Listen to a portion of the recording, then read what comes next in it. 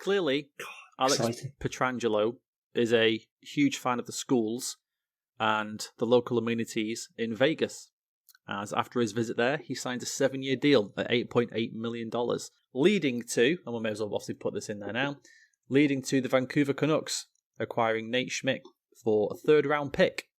Wait, which one do you want to do first, the signing or the trade? We'll go Pietrangelo first. Let's do it. Costs a lot of money, isn't it? That is a lot of money. That's a lot of money. It's a fucking lot of 8.8. So you're going to be paying a 35-year-old, a 36-year-old, and a 37-year-old 8.8 million against the cap. Like, fucking hell. I agree, but like I said to you, You gotta spend money to make money, then. And he might not. You know, there's a chance that he's 36-year-old Joe Thornton and he's 36-year-old Zdeno Chara. He's 35-year-old Patrick Marleau. There is a chance. Even at 35, you're like, you know what, yeah, if we get 5 years out of this, fantastic. You know, the last 2 years, yeah, fine. At that point, you probably, I mean, I don't know if Vegas will ever have to rebuild ever, because they don't seem to ever have to do anything like that. They just seem to find players and, I don't know. I'll tell you, there must be some fucking unbelievable things happening in Vegas. Because as soon as players go there, just like, oh god, yeah, why didn't I move here years ago? This seems like the best place on the planet to live.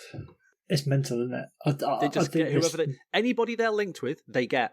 I get it. They're only 3 years in, but in my entire time watching, talking, reading, listening about hockey, there is no team ever who have been linked with somebody and then they just get them. Vegas gets every single player they're linked with that they want. They just make it happen.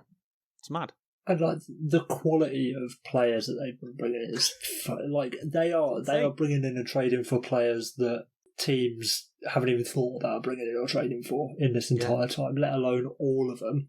Yeah, your Mark Stones, your Pacioretty's, your fucking Pietrangelo's, like, and that's not even thinking about all the swindling they did at the expansion draft as well.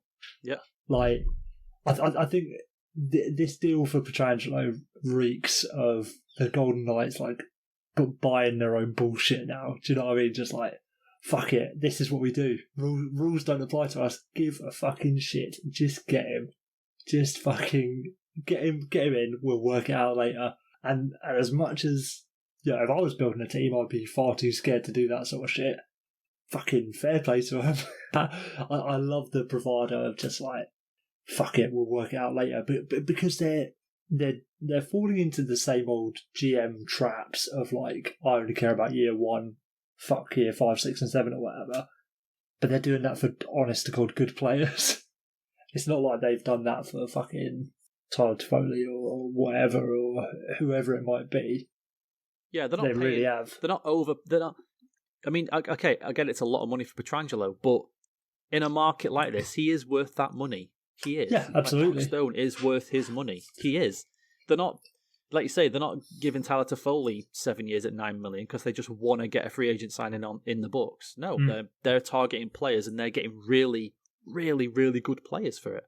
And this really does actually address their last glaring need, I'd say, which was for a number 1 defenseman. Yeah, stud defenseman. Which is mental to think that a team that has been to the final and like just absolutely taking the league by storm, like they finally fixed that problem. So, oh fucking hell! It's good to see that in year 4 of an expansion team, they've finally addressed their issue that hasn't won them a cup yet. they have no problems, and we're finished now. We're done. That's it. We're ready. Done. Thank you. We're ready. That's it. All my trades are done. That's it. Which is fucking mad, isn't it? Imagine, I doubt they'll play together, but imagine a top pairing of Shea Theodore and Alex Pietrangelo. Fucking Jesus Christ! Yeah, it's fucking scary. It's scary. Well, that creates a beautiful problem for you that you can then run them out for 50 minutes on separate shifts, can't you? Of the game, like you can do that. Yep. You 1-2 punch on your first and second lines of D. Now we've got 2 really fucking good D men who can run the game for pretty much all of it. And I think, like, all due respect to Nate Schmidt, like, he is a good player, but when you basically look at it as, oh, you've traded Nate Schmidt, you've swapped out Nate Schmidt for Alex Pietrangelo at the cost of an extra $3 million in cap hit, that's not bad, is it? No, you would do it. You would do it. You'd do it all day. You would do it all day. Especially where, if they win a cup in the next 3 years, like, perfect. And that's the thing, isn't it? That's the thing. I mean, I think, and we fall into this trap sometimes, that GMs want to win. Who gives a shit if, like, in the year 2025, if Vegas are sitting there looking at Mark Stone and Pietrangelo and whoever being like, oh, fucking hell, these contracts are fucking horrible. But if they've got 1 or 2 cups in the bank after not even being in the league for 10 years, it's totally worth it. You want to win. That's the point. That's why they play the game, you know? We get especially numbers and spreadsheets and all that sometimes, but that's why they're here. Absolutely. And especially as the Golden Knights are doing it the right way round. You know, like, they're signing these contracts in order to win the cup. They're not falling into the pitfalls that the Kings did and the Hawks did, and to some extent the Bruins did that, where they signed the contracts after winning the cup because they won the cup. So, oh, well, thanks for winning us a cup. Here's a fucking anchor that's going to curse us in 3 years. Yeah. Mate, I just can't. It still shouldn't have worked. It shouldn't be working. It should not be fucking happening. I can't get it. Like, the Vegas Golden Knights break my brain as a sports fan. Absolutely. And I still love the fucking revisionist history. Oh, it was the best expansion draft team to ever come out of an expansion draft. Yeah, because everybody was picking them to be perennial cup contenders, weren't they? Everybody was. Nobody was laughing at that team. Fuck me. Even if it's hindsight, they are still the best expansion team ever, and it was the best expansion draft ever. Just nobody. Oh yeah. I'd argue not even George McPhee knew it at the time. No, definitely not. Well, he had an interview like in the first season, and he said, "Yeah, I mean we've overperformed, so this is why we're now because they went and got Ryan Reeves. They didn't like the fact they had no kind of toughness in the team. Right, we'll go get one of the toughest guys in the league then to come play with us, and that's when they did it because like the goalposts have moved. Once the goalposts move."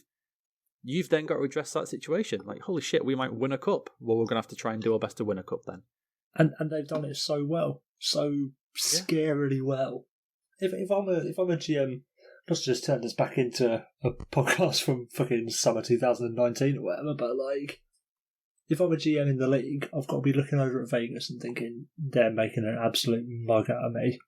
Absolutely. New bloke on the job. You've been coasting along for years, not really doing anything, and suddenly this person comes into your work and starts showing how it can be done if someone actually fucking tries. I'd be fucking pissed off if I was David Poyle, wouldn't you? You know what it is? It's all the rumblings at school are there's a new kid coming from, like, I don't know, a different city or something. And this new kid turns up, and he's just, like, it's like, say it's a lad, and all the lads are just like, oh, what is he going to be like? And he turns up, and he's just fucking gorgeous, and all the girls love him, and you're like, oh, you fucker. Like, immediately.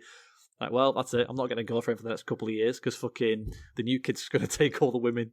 Shit. Or is that's what's happening. It's not even like, it's not like he's, naturally gorgeous or, like, physically fit or anything like that. Like, he just tries a bit harder. Like, he wears nice clothes, he does his hair nicely.